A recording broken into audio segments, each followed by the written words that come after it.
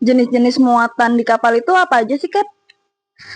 Pada dasarnya, semua jenis muatan yang beraneka ragam itu dapat diangkut oleh kapal, mulai dari yang berukuran kecil sampai yang berukuran sangat besar, baik yang terbuat dari bahan yang ringan maupun yang terbuat dari bahan yang berat. Untuk mempermudah pengetahuan kita tentang jenis muatan, kita akan bahas pengelompokannya nanti berdasarkan pengapalannya, berdasarkan kemasannya, dan berdasarkan sifatnya. Yuk kita bahas yang pertama, pengelompokan berdasarkan pengapalannya. Berdasarkan pengapalannya, itu muatan dibagi menjadi dua. Pertama, homogen kargo.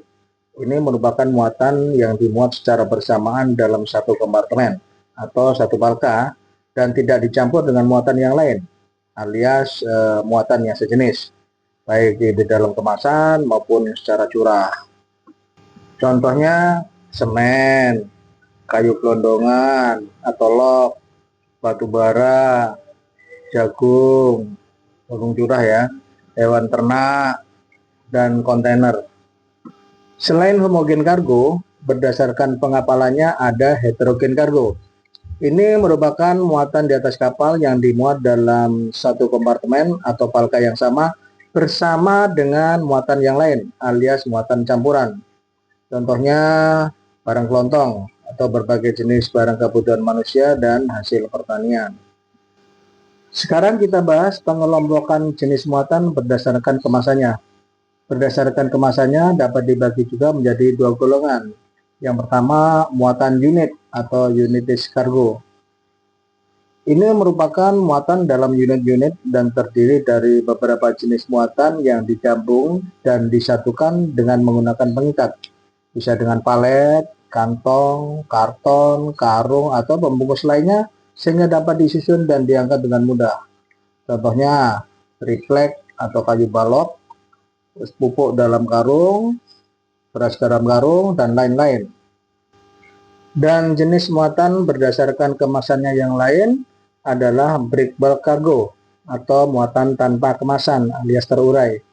Ini merupakan jenis muatan yang dimuat ke dalam kapal secara curah atau tanpa kemasan, baik curah kering maupun curah basah, seperti pasir yang kering ya, dan muatan minyak di kapal tanker untuk yang basah. Pengelompokan jenis muatan selanjutnya yang kita bahas adalah berdasarkan sifatnya. Berdasarkan sifatnya, muatan dapat dibagi menjadi beberapa golongan.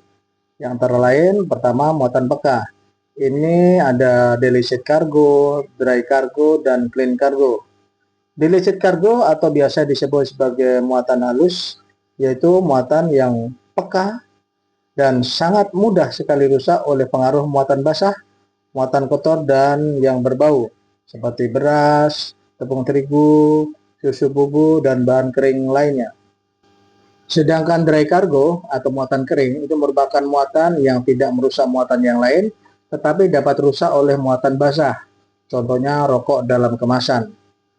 Dan clean cargo atau muatan bersih, yaitu muatan yang tidak merusak muatan lainnya karena tidak menimbulkan debu dan kotoran, tetapi dapat rusak oleh muatan basah dan kotor, seperti benang, kapas, atau barang hasil pemintalan.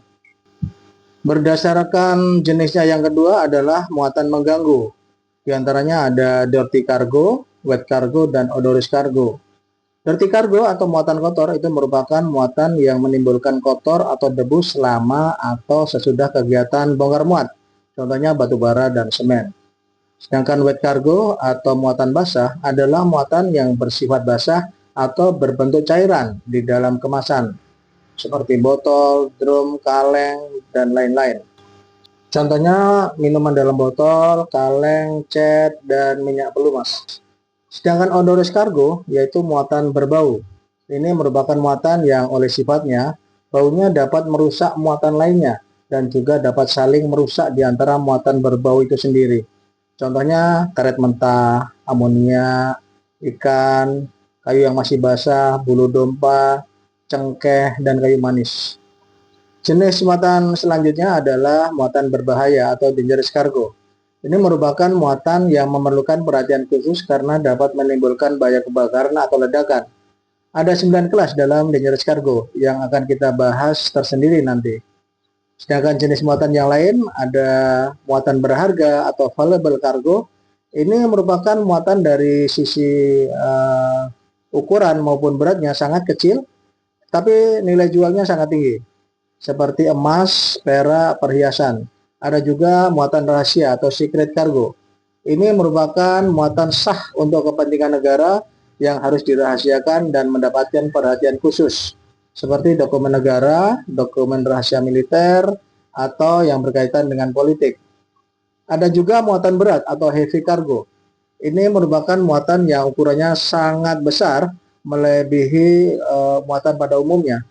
Muatan ini biasanya diangkut dengan menggunakan kapal khusus, seperti kontainer crane, rubber tire gantry, atau peralatan dan anjungan minyak kilang minyak.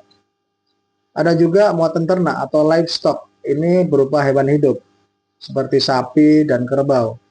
Sedangkan muatan dingin atau refrigerated cargo itu merupakan muatan yang untuk menjaga kualitasnya perlu diperhatikan suhunya, seperti buah pisang dan coklat. Demikian materi tentang jenis-jenis muatan kapal. Semoga dapat menjadi pelajaran buat kita semua. Terima kasih telah menonton video kami, semoga bermanfaat. Jangan lupa untuk subscribe, like, komen, dan share video ini. Bye-bye.